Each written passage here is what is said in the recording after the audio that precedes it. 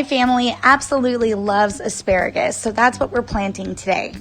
We all know I am not a patient person, so I ordered these 2-year-old crowns, and we're just letting them soak up some water while we prep out our garden bed. Planting asparagus is a huge commitment. If you start them from seed, it can be 3 years before you can harvest. There are several different ways on how to plant these crowns, but this is the method that I prefer to do. We start by digging out a trench about a foot deep. The bed that we chose is already an established garden bed, and I hate having to disturb the soil so much because there's just so much life in here, but I do need this asparagus planted in a special way. Now that we have our trench dug out, I am going to dump a whole bag of this mushroom compost right there into the bottom of the trench. Mushroom compost is loaded with so much nutrients that's really going to give this asparagus just the best start possible, or restart. Now, because I did grow vegetables in this garden bed last year, we want to make sure that we're replenishing anything that they took out of the soil. And it keeps our wormies happy too. Asparagus really doesn't like weed competition, so as I'm going through breaking up all of these clumps, I'm also removing any kind of weed that is growing down through the bottom there, or anything that was left over from whatever was in here last year. Once I get all of my mushroom compost in, go through and basically just make another mound through the center.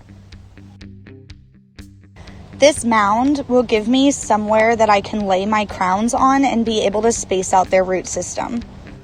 It's important when choosing your site to grow your asparagus that you pick somewhere that's really sunny. Asparagus absolutely loves the sun, and it also loves very good draining soil. It does not like to sit in standing water.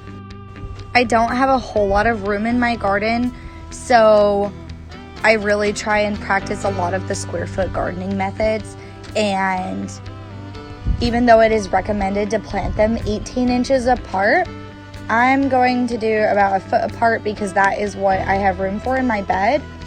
I'm really just eyeballing this. Now, the way that we lay the root system over this mound, we kind of want it to look like a spider. And we take each of the roots and just stretch it out all over the mound. As me and my son do all of this tedious root work here, I'll tell you a couple really cool things about asparagus that maybe you didn't know. One of the most interesting things that I learned is that asparagus has male and female plants.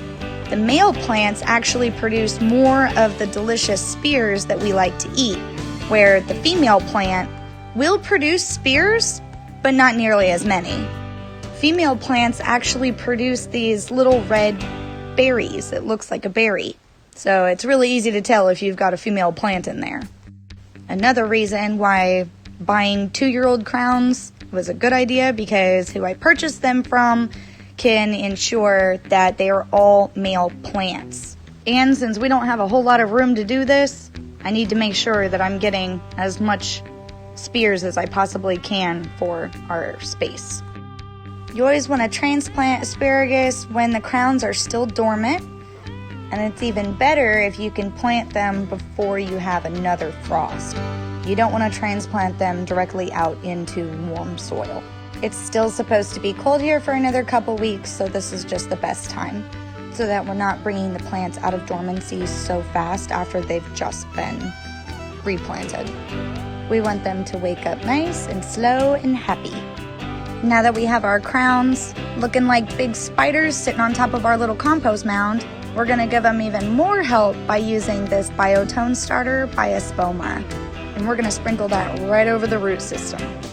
This has a mycorrhizal inoculant in it that when it makes direct contact with the root system, it clings to the actual root and helps the root system get stronger by encouraging it to go deeper and send out more roots to take up more nutrients and water. This actually comes in a much larger bag, but I had these sample bags that we just decided to use. Now we're going to take our pre-existing soil and just push it up over the roots. My son just loves getting his hands dirty.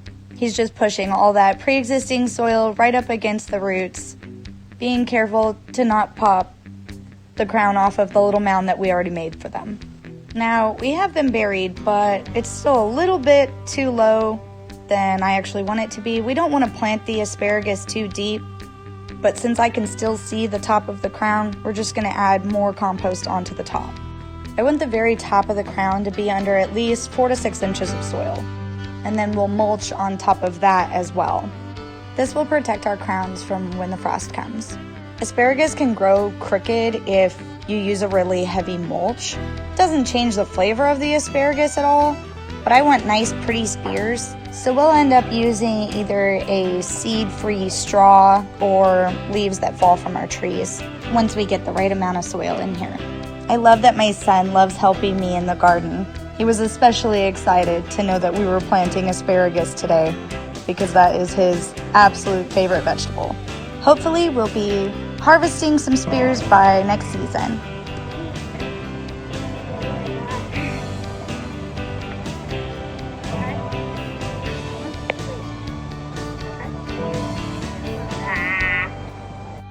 Definitely time to go wash up. We did it and it's beautiful, and my son just cannot get enough. He wants to see what else we can plant. So let's go check on our seedlings. Everything is doing so good. We got lots of stuff germinating. So be sure to catch us for our next planting video. Thank you so much for watching. Hey, like what you just watched? Check out some of our other videos and drop a comment to let us know what you'd like to see next. Thanks for watching.